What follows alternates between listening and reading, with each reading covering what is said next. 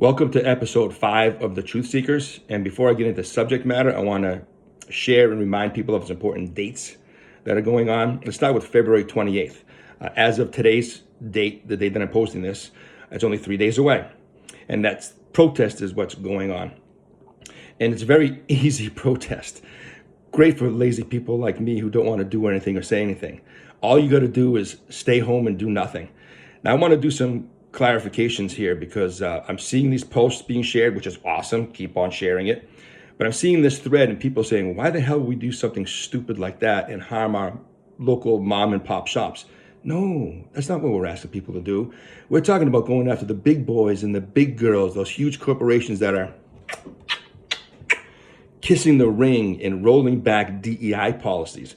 We're talking about companies like Amazon and Walmart and Best Buy, chain restaurants like McDonald's, Burger King, Applebee's, Uno's. Don't get gas on Friday. Get it the day before. Get it the day after. We're not asking, that's not any part of what this protest is about, to go after local mom and pop shops. Go ahead. Go to a local bar. Go to a local restaurant. Buy marijuana or alcohol from your local stores. That's not what we're trying to tell you to do.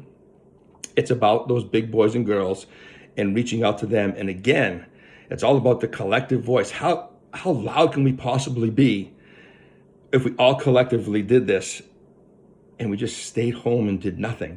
That's great. So easy, folks, right? So the other important date is April Fool's Day, April 1st of this year, specifically in Florida, Districts 1 and District 6. There are special elections going on. And if you know anybody out there, reach out to them, talk to them. Otherwise, do like my wife and I did, and we actually contributed to the Democrats candidates campaign. And if you want to do that, just go to my page and you can see their information. Now, I'm even more confident now that I think we can make a difference than even before when I actually did this. And that leads into this video and the subject matter. So I have a friend named Warren. I call him Mr. Counterpoint, who has been one of, if not the most supportive people in this venture of mine to seek the truth. And he's decided to always come back with a counterpoint, pain in the ass that he is. But I get it and I appreciate it because he's trying to create dialogue. And while it hasn't worked and the dialogue has been between him and me, I want to take this opportunity to share what he said to me as related to my last video, asking people to stand up and reach out to folks and do something with relations to District 1 and District 6.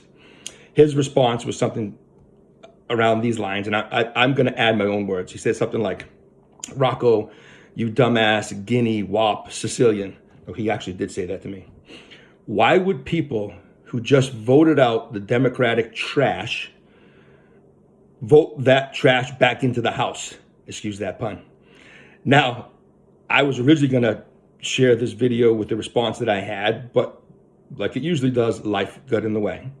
One of the things I was actually dismissing was the federal employee layoffs, the firings, because it really is a firing. And I dismissed them because, not that I think that we should, I understand after being laid off or fired 3 times in my life, just how impactful that is to your life. I understand they're human beings. However, I wanted to dismiss that because there are people out there who are applauding and laughing at the fact that there are people that are being laid off. So in comes my friend Sally, who sends me a text the other day stating to me, in your endeavors to seek the truth, I wanted to share this. She actually knows someone who was laid off from the federal government. And oh, by the way, it's Worcester County. Not DC, Worcester County, Massachusetts. And for those of you that don't know, 80% of all federal employees work outside of DC. Again, let me repeat that again. 80% of all employees work outside of the DC area.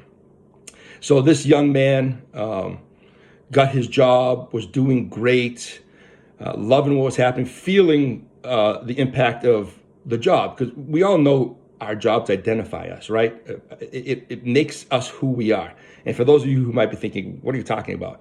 So imagine when you go to a place and meet someone for the first time, or you're talking to someone that you haven't talked to in a long time. What do we typically say? What do you do? So yes, it does identify people. And yes, it's crushing. Believe me, I know. I'm a very confident person. And getting laid off or fired is like getting punched in the face, punched in the gut, or kicked in the balls, quite frankly. It really has a toll on you. And now we have a young man who's just getting into the workforce, just feeling himself, and had the carpet suddenly, and repeat that again, suddenly ripped out from underneath him.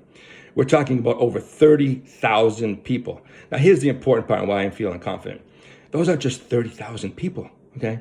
There are tons of people who know them like their family and friends. As a matter of fact, when I got the link, it brought me to, I'm going to use this as his name, Nico.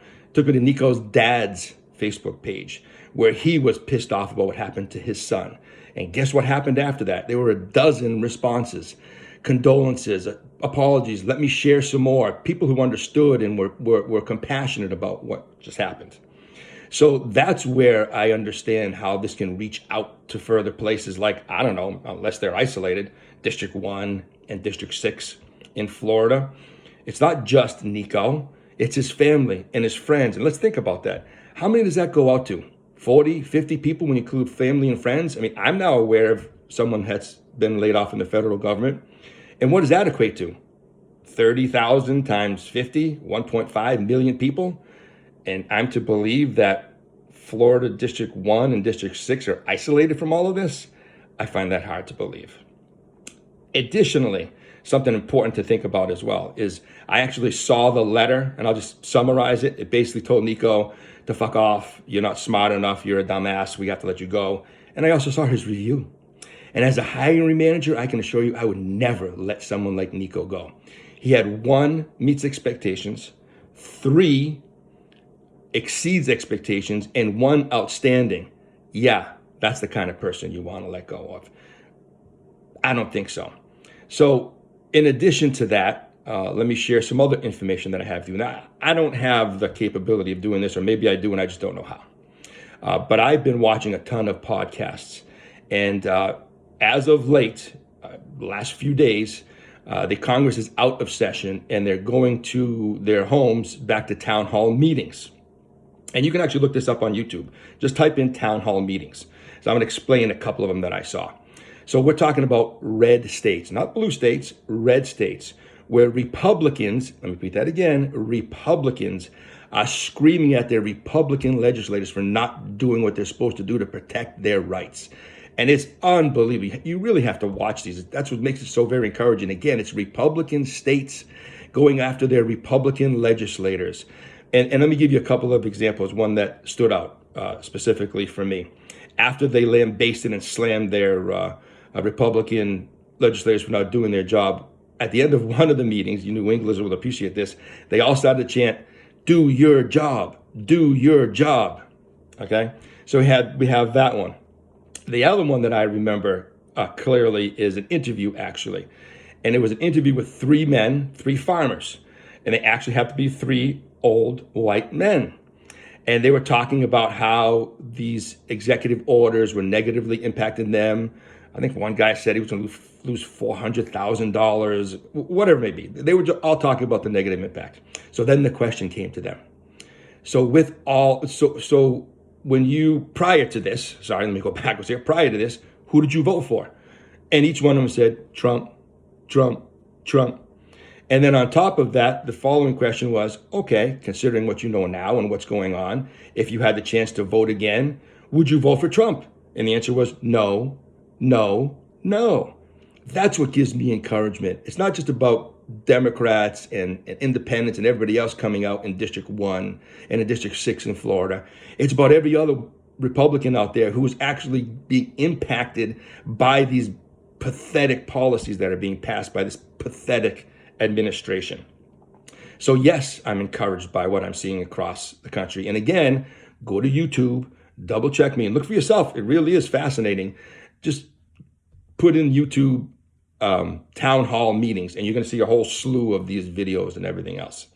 So I'm encouraged. I'm sharing this to encourage you. And I'm asking you, just like these Republicans, to stand up and be quiet on February 28th and do nothing. And if you can, either speak to somebody and let them know I'm impacted by federal employees being laid off. Let me throw another one out there.